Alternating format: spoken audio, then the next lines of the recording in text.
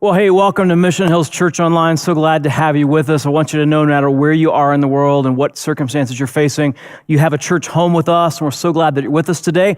We are actually wrapping up our relationship series today. For the last few weeks, we've been unpacking God's surprising secret to every relationship ever. And if you're just joining us, you're not sure what that is, I'll go ahead and catch you up real quick. It is this: it's to submit to one another out of reverence for Christ. That is the surprising secret to every relationship ever. It's to submit to one another, to serve each other, to put each other's needs above our own, and ultimately to substitute God's mission and agenda for mine in the relationship. That's the secret. And for the last few weeks, we've been kind of leaning into what does that look like in our family relationships. Today, we're going to take a look at what that sort of looks like in our work relationships, specifically in the relationship between employees and employers. And let me just let you know, I've been on both sides of that table. I've spent most of my life as an employee.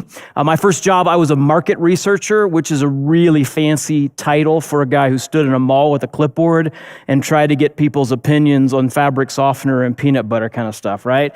And I struggled with my boss in that job because I felt like she stayed in her office all day. I didn't know what she was doing in there. She would only come out to tell us we had not gotten enough surveys done. I was like, well, then how about you get out of your office, grab a clipboard, and get out here with us, right?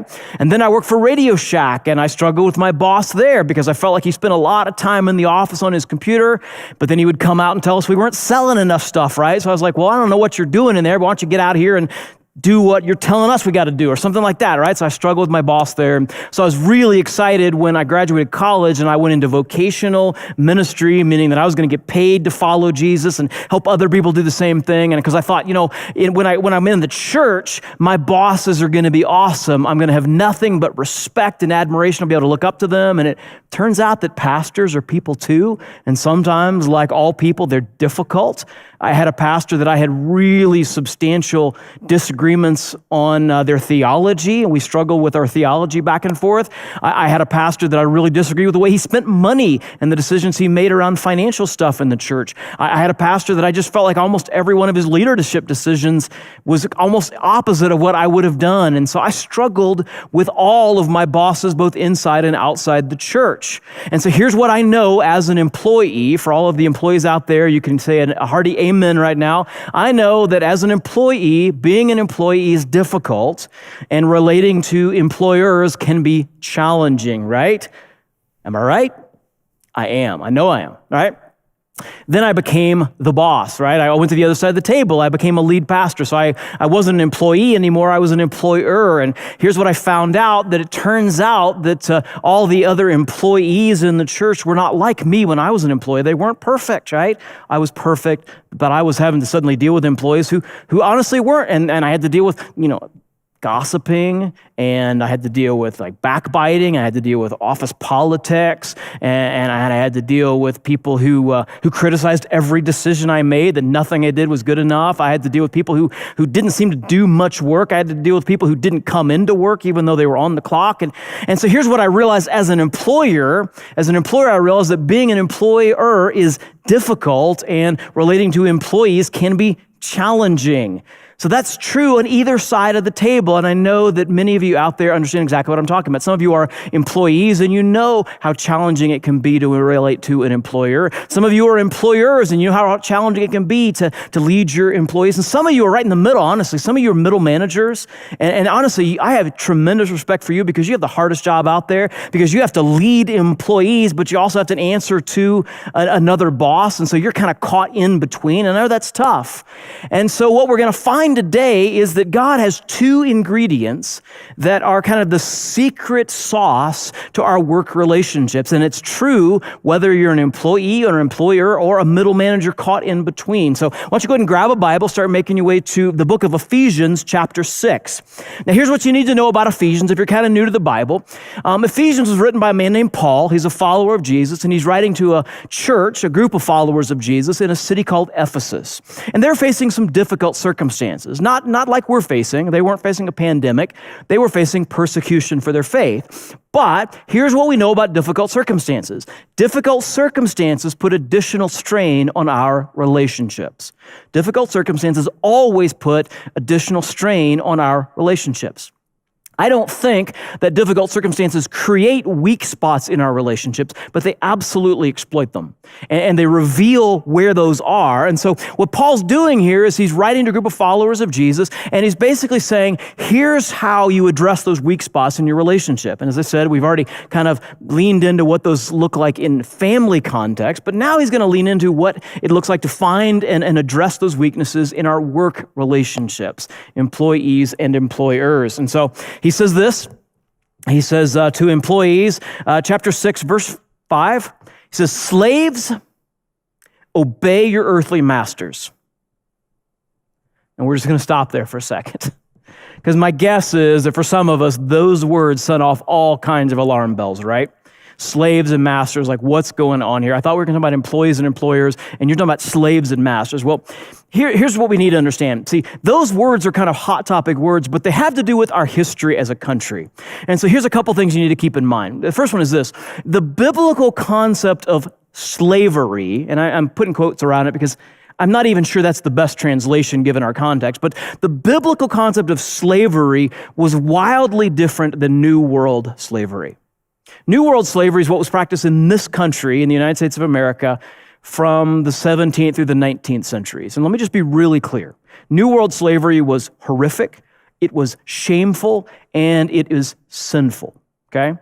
Not only was it horrific and shameful and sinful back then, but honestly, the legacy that it's left us, the legacy that we're still living with today, the legacy of racism and prejudice are also horrific, shameful, and sinful. They have no place in the life of a follower of Jesus, but I think they're ultimately rooted in New World slavery, at least in this country. But what we need to understand is that when the Bible talks about masters and slaves, what it's talking about is something that's wildly different than New World slavery, okay? In fact, I would say this, that the closest modern equivalent, okay, the closest equivalent in the modern world is actually employees and employers. That's the closest equivalent. It's not perfect, but it's the closest we're going to come, and it's actually pretty close. And here's why I say that. See, in the ancient world, there were no corporations. There were no companies. Nobody worked for Lockheed Martin or Walmart or whatever. In the ancient world, people worked for families, okay? And there were basically two categories of people. Either you worked for your own family, or you worked for someone else's family.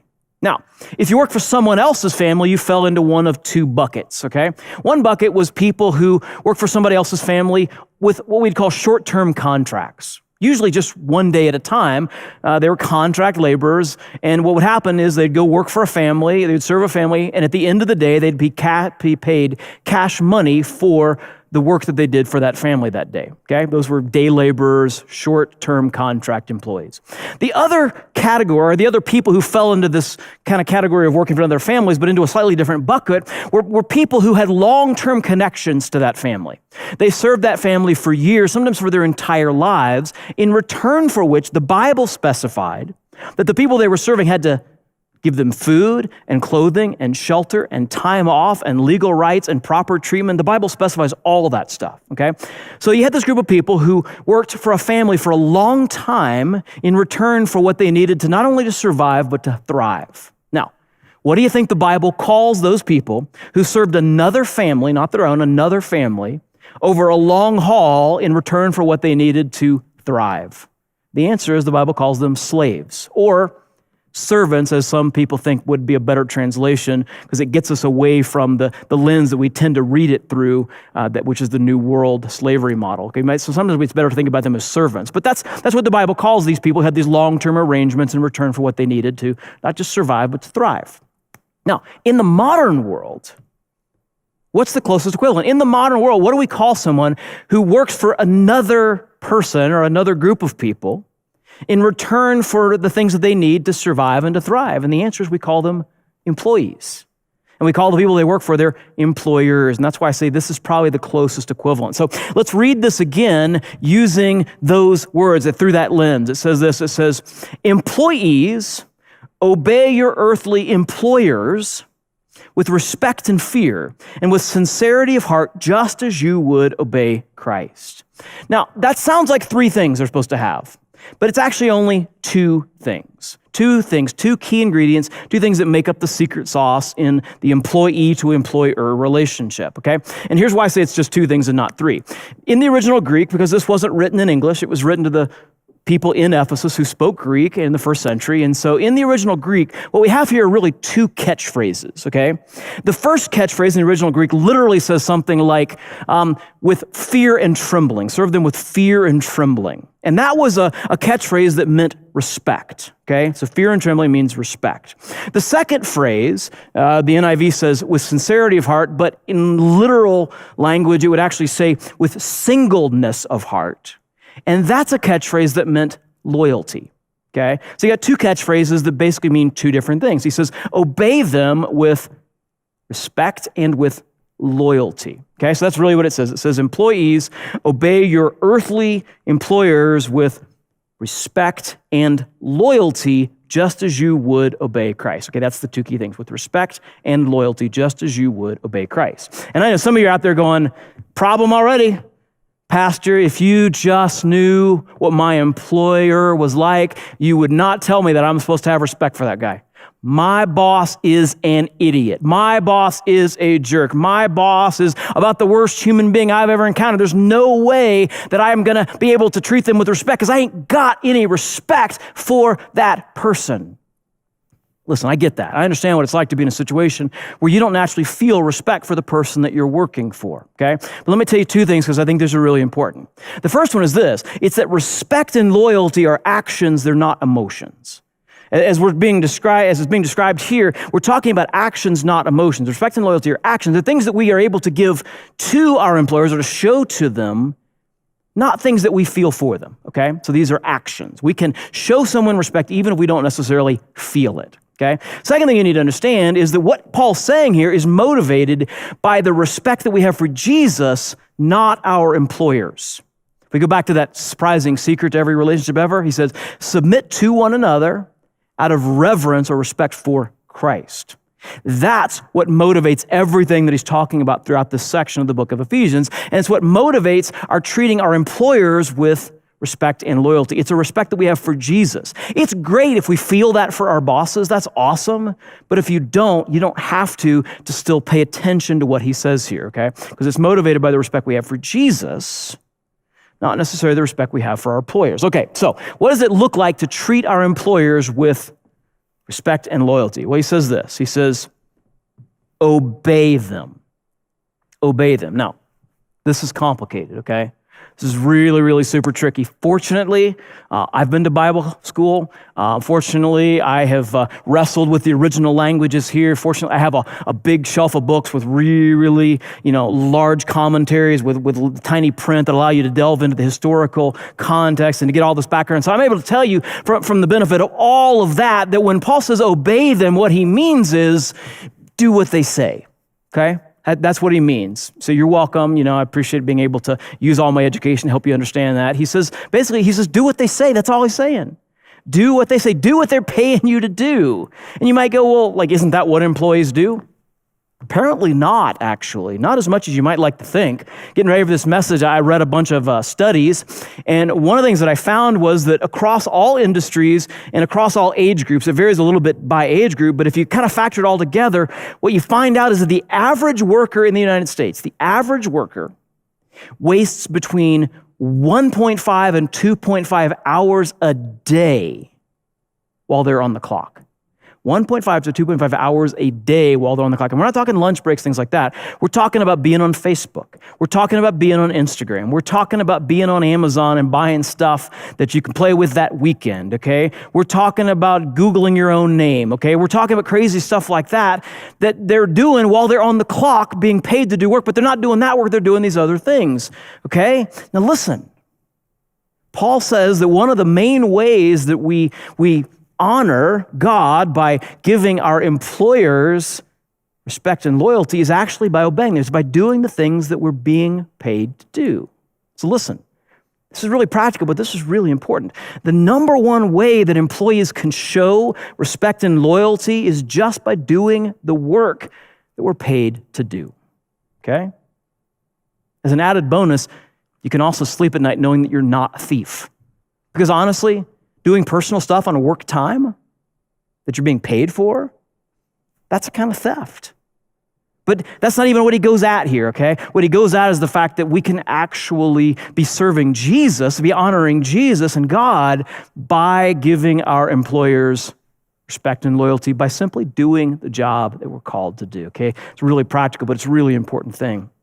And he says this, he says, obey them not only to win their favor, in other words, not only to get an advancement when their eye is on you, when they're paying attention to you, but as slaves or servants of Christ doing the will of God from your heart. In other words, don't just do the work they tell you to do in order to get ahead. Do it because it's the right thing to do, and do it when they're not looking at you, right? And that's where it gets tricky, right? It's one thing to give respect and loyalty to our employer when we're face-to-face with them. It's another thing to do that when they're kind of out of the scene, right? Out of the picture. That's when it's really tempting to start talking bad about them, talking smack about them, right? And I'm going to be honest, I used to do this. I wasn't one for gossip, really, but here's what I did do. I questioned most of their decisions to my fellow employees. Or to my family, right? And I hear a decision, and I'm an opinionated guy, and so I'd immediately start going, well, that's kind of stupid. And I'd tell other people that I thought it was stupid. And I finally became convicted. The Holy Spirit convicted me that I needed to pay attention to this verse, and I wasn't obeying it in my life because I wasn't giving them respect and loyalty when I was questioning every one of their decisions and calling even their competence into question to other people. And so here's what I figured I needed to do, because I didn't necessarily agree with the decisions. I couldn't just change that. But what I did figure I could do is I could ask some questions. And so I started making it a practice in my life that before I questioned a decision that any of my bosses made, I would go talk to them and ask some questions. Instead of questioning their decisions, I would ask them some questions, basically go, hey, can you help me understand why this decision? And here's what I found out. I'm humbled to admit this to you. But here's what I found out time and time again, was that there was complexity to the situation. There was a complexity that drove that particular decision that I didn't know anything about. Everything seemed black and white. Everything seemed, pretty cut and dried to me, but it's because I didn't know what my bosses knew. And the reality is this, I've come to understand this, that every position in an organization, every position has a perspective. And that perspective allows us to see certain things that people who aren't in that position don't see, okay? And that's certainly true for our employers, certainly true for our bosses. Because of the seat that they're in, they see things that we don't see as their employees, and they're having to consider those things as they're making those decisions. We don't know about those things, and so we're questioning a decision. We're calling them stupid idiots. But the reality is, it's not that they're incompetent, it's that they're dealing with a complexity we didn't know about. And I found that time and time again as I began to ask, hey, why this decision? And I was super embarrassed looking back that all the ways that I had dishonored my employers by talking behind their back to other employees, even just questioning their decisions. So here's a practical thing that might be useful to you as you think about showing your employer respect and loyalty. It's this: assume complexity before incompetence. Assume complexity before incompetence. Assume that decision probably was made in light of some things that you don't know about. And maybe you should find out about those things before you decide, and certainly before you tell anybody else what you've decided, that decision was stupid and idiotic, okay? Really practical thing that employees can do. Just assume complexity before incompetence. Now he says this, he says, serve wholeheartedly, okay? Serve wholeheartedly as if you were serving the Lord, not people. And I love that. I love it because what Paul's doing there is he's giving us an incredibly powerful principle. And here's the principle. It's that our work is an extension of our worship. Our work is an extension of our worship. That when we work well, we're actually extending our worship out into the world. Now, I think this is good news and bad news, depending on who you are. For some of you, this is really good news because you're not real good at what we traditionally call worship. Maybe you're not even comfortable with it. You come to church, maybe you come in a little bit late and you miss a song or two, and it's because honestly, you're not real comfortable singing. And I get it. You know what? The church is like the only place in the world where we still sing out loud in public together, right? Where else do you do that? And so it's super weird. It's super unusual in some ways. So maybe you're a little hesitant to get here for all the songs, but maybe you're here a little bit later, maybe you're here right on time, but you're still a little uncomfortable. And then of course everybody stands up to sing, and so you're going, I got to stand up, and I don't know what to do, and I'm supposed to sing, but your king may just a little under your breath because you're not real comfortable with your singer, or maybe you're not real comfortable with your breath, and there's people real close, right? And you're worrying about that, but you're trying to do your best, right? You're doing your best, and then the worship's like, you got to sing louder, and you're like, I don't think you wanted me to do that, right? But people around you are, so you got to do that, and they're like, get your hands up, and the people around you are doing that, and you're like, man, they're better at this worship thing, and maybe, honestly, you struggle with it, and maybe you even feel a little bit guilty. Maybe you feel like maybe you're not as good a follower of Jesus because you're not as good at this whole worship thing. But here's good news, right? If our work is an extension of our worship, you might be a much better worshiper than you think because you're a really good worker. Listen, you get up in the morning and you go, I'm going to go teach these kids like they were Jesus' kids. That's worship, right? You get up and you go, hey, I'm going to crunch numbers like they were God's numbers, like from the book of Numbers. There's actually a book of Numbers. I want to crunch numbers like it's from the book of Numbers, right? Hey, that's worship. Okay, you're going to study hard for a test. That's worship. You're going to fold clothes at the Gap, but you're going to do them well as though Jesus were going to come browsing looking for jeans. That's worship.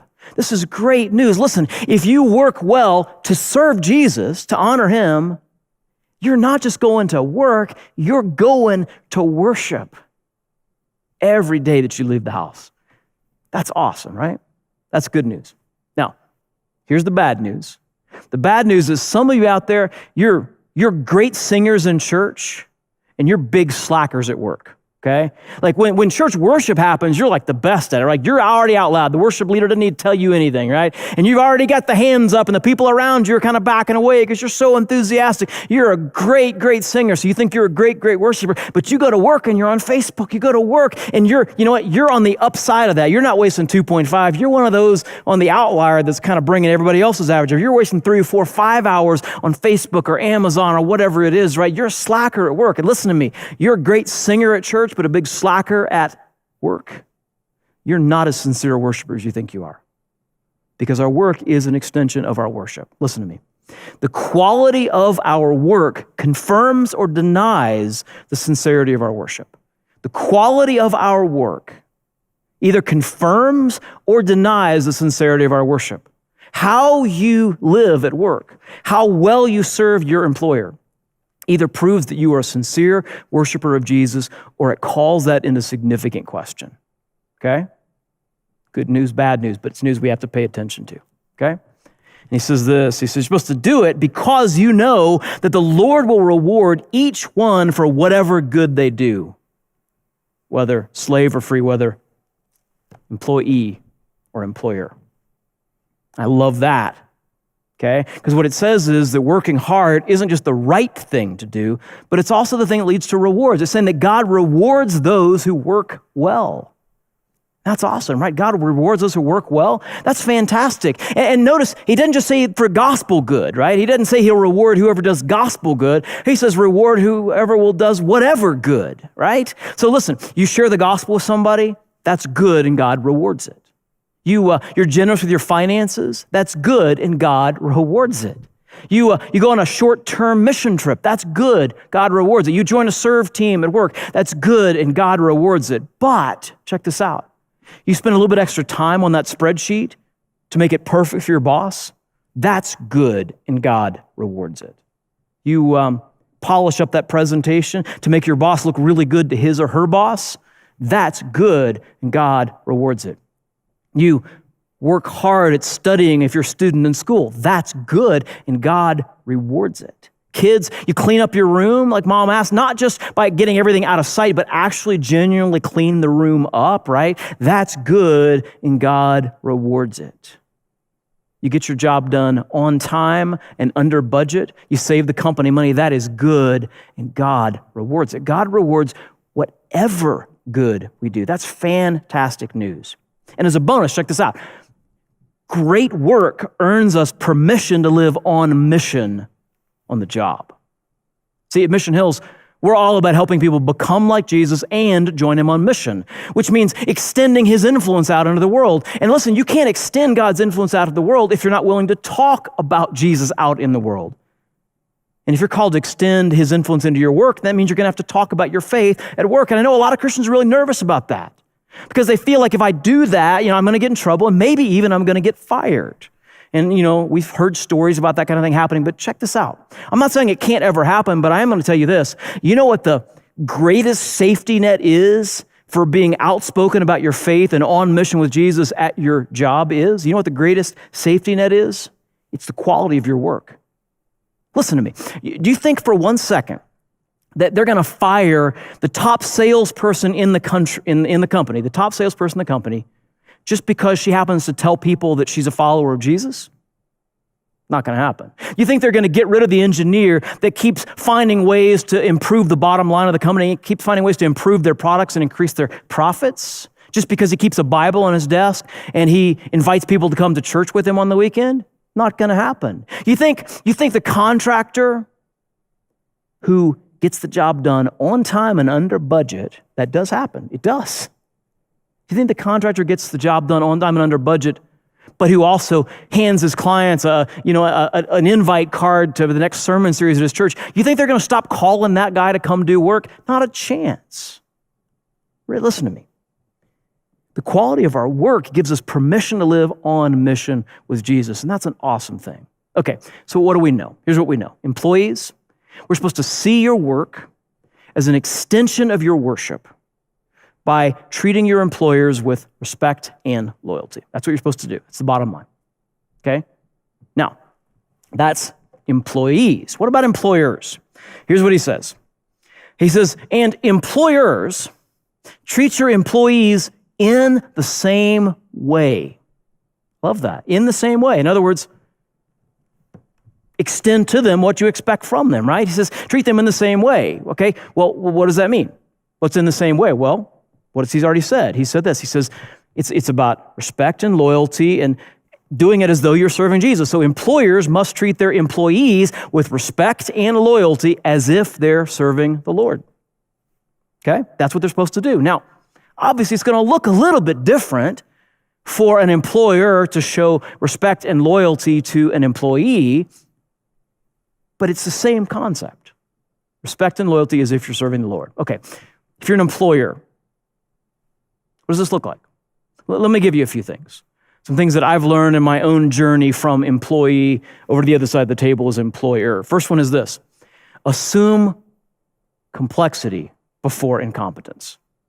If that sounds familiar, because it's exactly what I said to employees. Employees are questioning, the boss's every decision because they're not aware of all the factors that are going into that decision. Well, employers, we got to do the same thing with our employees. And sometimes we get frustrated because, we ask them to do something, it's taking an awfully long time, or it didn't come out quite the way we expected it would, and we get frustrated, and we tend to assume that they're lazy, or they're just not paying attention, or they're not doing their job. But the reality is, remember, every position has a perspective that includes the employee positions, and sometimes our employees are in a position to see things that as employers we don't see. And so we ask them to do something that seems super simple, super easy, but the reality is it's a lot more complex. And maybe they're trying really hard, but they're struggling to get it done in the time frame that we expected or in the way that we expected because we're not aware of complexity. And so rather than assuming they're incompetent, we should start with the assumption that there's complexity. Okay, assume complexity before incompetence. We need to ask questions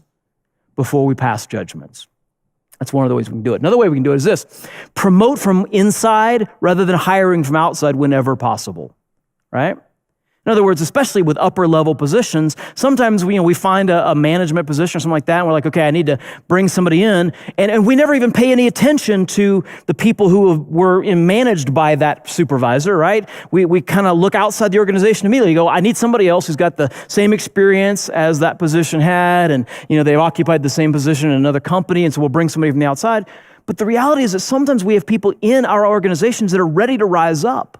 And we should ask that question first before we look to the outside. We should look to see if we have somebody else that we can raise up into that position. It's actually going to be good for us in addition to being good for them, because the reality is they're going to have our culture. We're already going to know whether or not we can trust them, whether they have chemistry. We already know what they're able to do and what maybe where they struggle, and so where we can kind of come alongside them. So it's really good for us too. And that's part of being, I think, respectful and loyal to our employees, is to try to hire from within or promote from within rather than hire from without, okay? Now, you can't always do that. I know that. Sometimes you don't have the right person, so sometimes you do have to go outside. But we should at least start by asking the question, do we have somebody else here who's ready to rise up before we reach out to bring somebody else into the organization, okay? Here's another thing you can do. You can invest in employee development.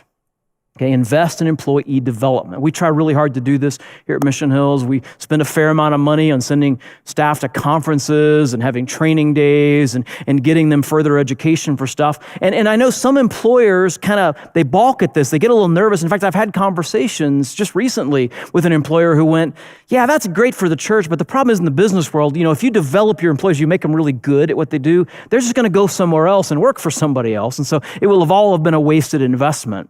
And first off, I'm like, yeah, I think you might have a problem in your company. If you're developing people and they're immediately jumping ship, there might be a bigger problem. But let's say that they do, okay? Let's say they do go work for somebody else. That's okay. Because here's the thing. Being respectful and loyal to your employees means caring about them as people rather than producers. It means caring more about them for the people that they are, rather than for the producing that they can do for our company, okay? Or for our church, our small business, or whatever it is. And if we really care about people, then we're going to want the best for them, whether that's with us or not with us, okay? So if you invest in developing somebody and they go work for somebody else and it's good for them, you should consider that a win. That's what it means to be respectful and loyal to our people, okay? And honestly, if you don't feel that way, then the chances are you don't have genuine respect or loyalty to your employees. We take this seriously enough at Mission Hills. I actually have a full-time staff person who's in charge of staff development. And she sits on my executive team. That's how important I think this is.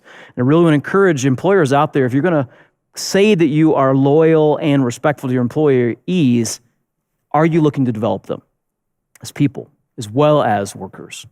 Here's another thing you can do. You can invest in developing a healthy culture, okay? So much stuff written about this. We don't have anywhere near enough time to dig into it. But this is the thing. Maybe you've heard this phrase before. Culture eats vision for breakfast, or culture eats mission for breakfast. Okay? Culture is basically, it's the actual values that drive the way you interact and make decisions in your organization. Okay? Not the ones that you print on, plaques and things like that and say, oh, we care about this, we care about that. I mean the ones that actually impact your day-to-day operations. The actual values that drive the way you interact with each other and the decisions that you make. Okay? Developing a healthy culture is one of the best ways that an employer can demonstrate respect and loyalty to their employees. Because the thing is, if you have a really healthy culture, you're going to achieve your mission. Okay, you're going to achieve your vision. You're going to hit your goals and your benchmarks. But if you have an unhealthy culture, it doesn't matter what you do or how much you drive people, you're probably not going to get there. Okay?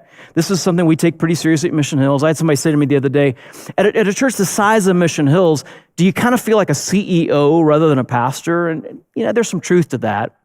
But actually, you know what? I don't think of myself as a CEO. I actually think of myself as a CCO, a Chief Culture Officer. Because I really believe that one of my most important jobs as the pastor here is to inspire people by creating a culture that allows us to accomplish our mission, a culture where people feel valued and cared for. There's another thing you can do. Last thing for the employers out there, you can review your compensation on a regular basis. A lot of employers go, well, I give everybody a 2% raise or whatever every year, And that's not a bad starting point. But you know what? There's things that happen that maybe require you to reevaluate that. People have more experience now, and maybe if you were hiring somebody else for that position with that amount of experience that they now have, you'd pay them more. So maybe you need to pay that employee more. Or the housing market's changed, and if you want people to be able to live and thrive, you maybe need to pay them more. We're actually doing this right now at Mission Hills. We have a process every year that we go through that we think is fair to try to get people not only to pay them what other churches our size and in our kind of area of the country are paying people doing similar jobs, but we want to pay them a little above that because one of our core values is crazy generosity. But you know what? We actually paid some money to a consultant this year to do an independent compensation analysis for all of our staff to make sure that we're being as fair and generous as we think we are. And if we're not, we're going to make changes, okay? So there's some suggestions if you're an employer about how you can show respect and loyalty. Basically, all I'm asking you to do is extend what you expect. That's it, okay? Extend the respect and the loyalty that you expect. He says, do not threaten them. Or literally says, give up threats, implying that for a lot of employers, threatening employees in one way or another is kind of their standard way of leading. And it's a terrible way to lead. He said, give that up. He says, and do that. Give that up, since you know that he who is both their master and yours is in heaven, and there is no favoritism with him. Basically, he says, hey, God's not impressed by your position, employers. He's the real big boss, okay? So, bottom line, employers, see your work as an extension of your worship by treating your employees with respect and loyalty. It's the same thing, right? Plays out a little different, but it's the same thing, both sides of the table, right? What's the big idea? For all of us, employer, employee, middle manager, see our work. We need to see our work as an extension of our worship by treating one another with respect and loyalty. Those two ingredients, they will transform your work relationships. Transform them, I promise you. All right, let's push in a little bit. Question for all the employees out there. Is the quality of my work confirming or denying the sincerity of my worship? That might be an uncomfortable question to push into, but I'm going to challenge you to push into it. Does the way that you conduct yourself at work extend your worship out into the world, or does it actually call into question the sincerity of your worship? Here's another question for employees. What's one way I could improve the quality of my work? What's one way that I could up the quality of my work and in that way extend my worship into my work and into the world? Here's a couple questions for employers. How about this one? Am I guilty of threatening my employees in some way? Holding some kind of a threat over them to try to motivate them to work? It's not respectful. It's not being loyal. So what do I need to do to change that? Okay, if that's the way that you are leading, what do you need to do to give up those threats, as Paul says, and instead lead them out of respect and loyalty to them, okay? Last question. What's one thing I can do to extend the loyalty to my employees that I expect from them?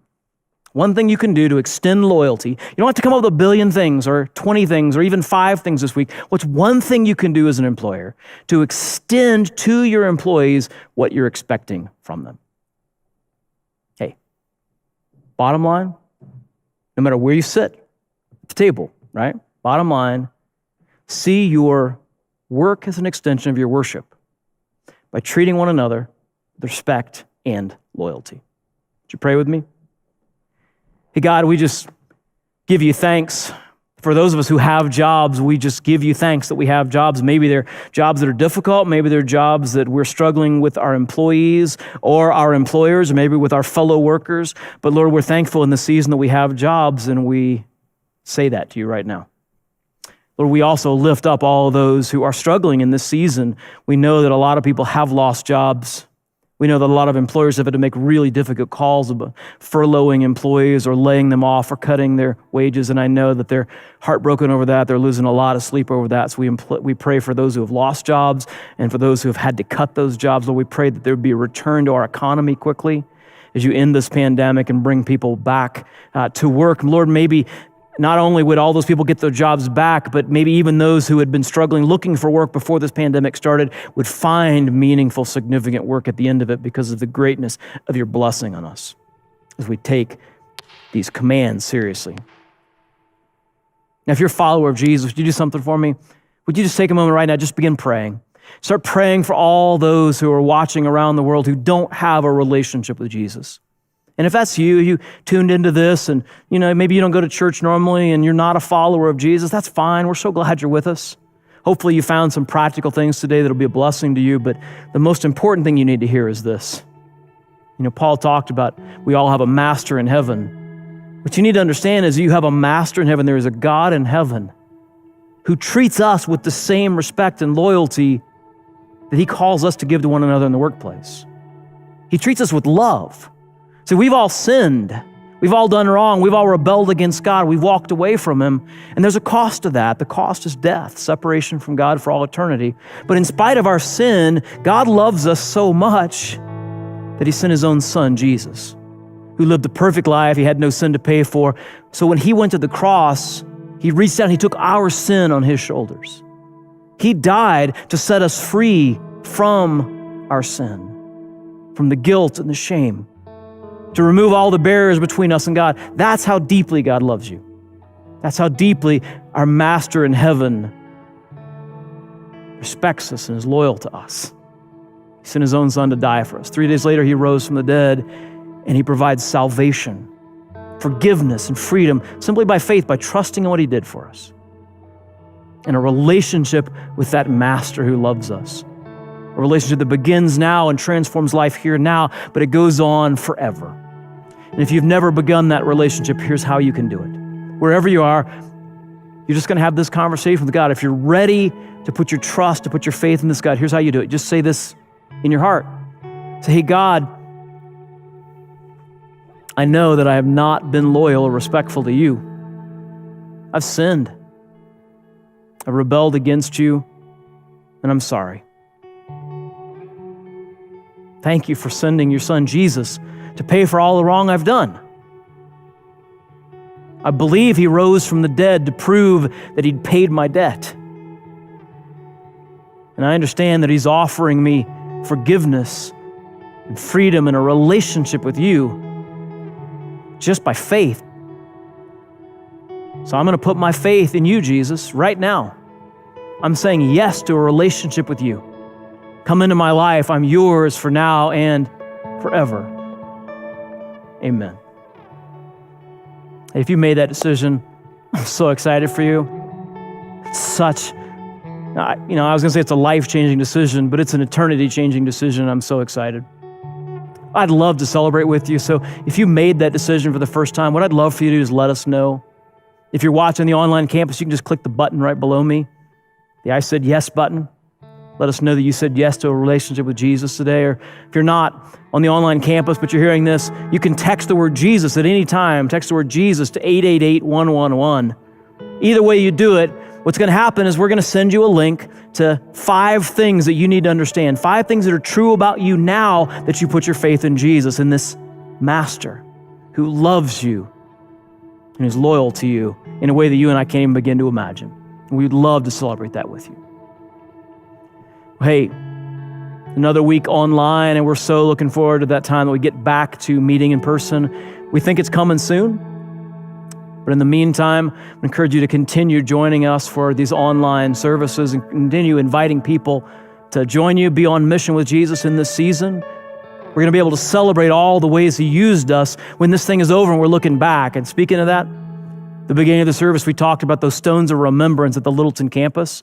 Really want to encourage you, if you're in the Colorado area and able, come by the Littleton campus. You're going to see a pile of rocks by a fire hydrant. You're going to pick one of those rocks up and carry it into the center of that little island in front of the entrance. Or you can bring your own rock. But either way, you're going to write on that rock something that you've seen God do, some way that he's been faithful to you during this season. We're going to build that pile, and we're going to keep looking at it in the years to come, because the God who led us through this is going to be the God that we can continue to trust no matter what comes in the future. Can't wait to see you soon. See you next week. God bless.